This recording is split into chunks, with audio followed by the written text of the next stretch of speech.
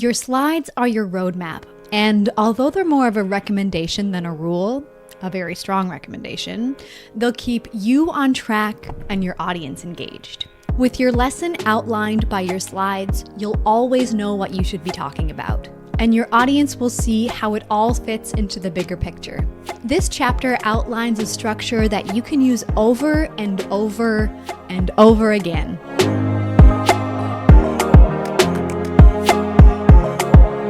Hey there, I'm Jenny, Webinar Ninja's Customer Success and Community Manager.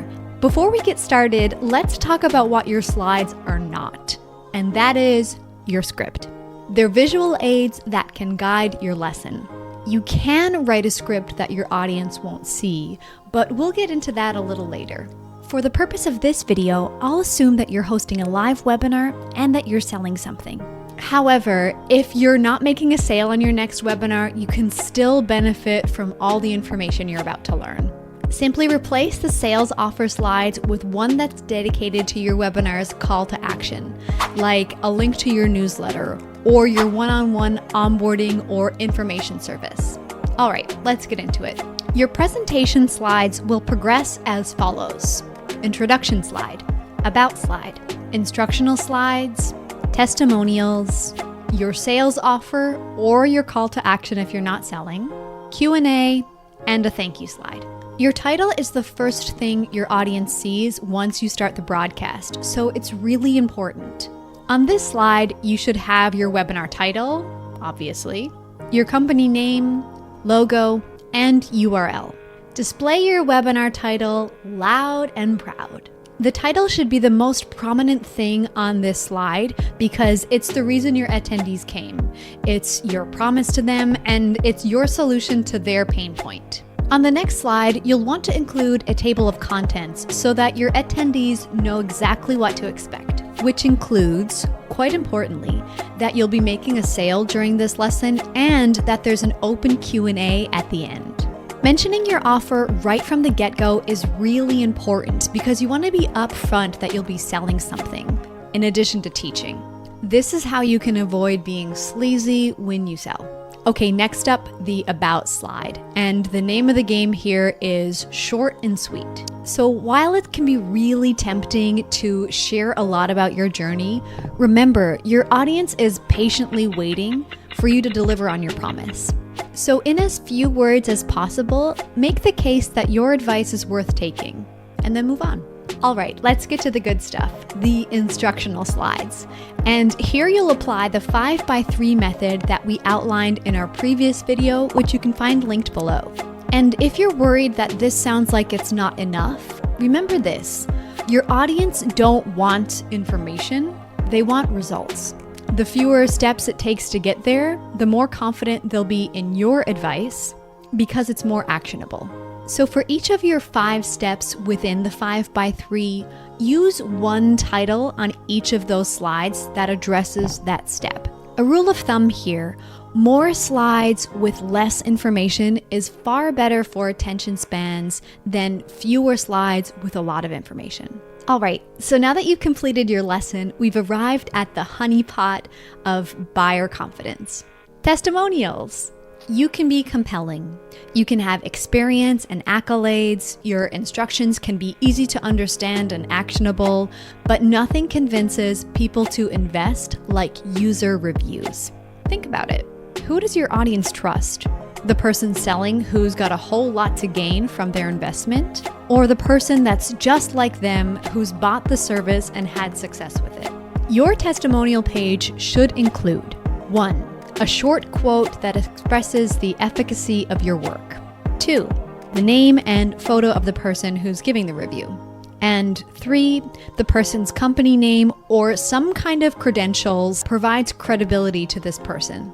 And here's a tip for where you can place your testimonials within these slides. You can sandwich them around your sales offer for maximum effect. And finally, the part where all of your webinaring pays off, the offer slide. At this point, you've already given your attendees all the value they came for. You taught them your lesson, fulfilled your promise, and instilled the trust they needed to invest in your offer. Include, of course, on this slide what the offer is and all the information they need to redeem it, which includes a link to direct them to the sale or a coupon code. But also make it a bonus. For example, sign up today and get 2 months for free. Emphasize the value of the offer, not of the product. You've already done that with your lesson, and to harp on it even more would just turn people off. We're almost at the end of your deck, and that means it's time for the Q&A slide. And really, there's not too much to add on this one.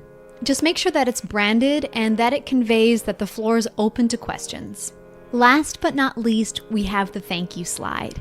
And as the name applies, here's where you'll express gratitude for everyone to sharing their time with you and to sticking with you till the end.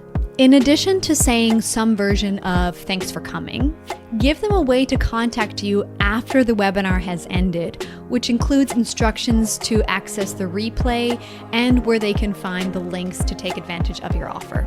Believe it or not, some people actually convert much better on the replay than on the live, so make sure not to skip that step. Now that the format of your slides have been laid out, I want to talk a little bit about branding. Your slides have to look like your own, even if they came with the template that you got from the platform you're using.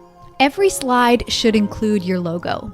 Make it big on the title slide, and for every following slide, make it smaller in one of the corners or have it in the background as a watermark. I think this part goes without saying, but I just have to reiterate it. Make sure that your coloring is consistent without, and make sure that it's easy to read. For more information on how you can brand your slides and even create a logo if you don't have one, check out our blog post linked in the description that inspired this entire series. Oh, and one more thing. Talk, don't read. Having a script can be helpful to keep you on track, especially early on in your webinar career, but you don't want to sound too readerly or like a news anchor. So always remember to see things from your attendee's perspective. If you sound scripted, your audience might misinterpret your eagerness to get it right with inauthenticity, because it kind of is. How can you be fully present if you're reading from a script the whole time? Your slides work for both you and your audience. It serves as guideposts for your audience to know what's coming up next and to keep track of where they are in the webinar. And it serves as a method to keep you organized so that you don't even need a script. I hope you found these tips helpful and that you're on your way to creating beautiful, simple slides that will pay off for everyone. Don't forget to like, subscribe, and turn on the notification bell so that you'll be alerted when the next video in this series drops. You won't want to miss our next video, the best day and time for your webinar. See you next time.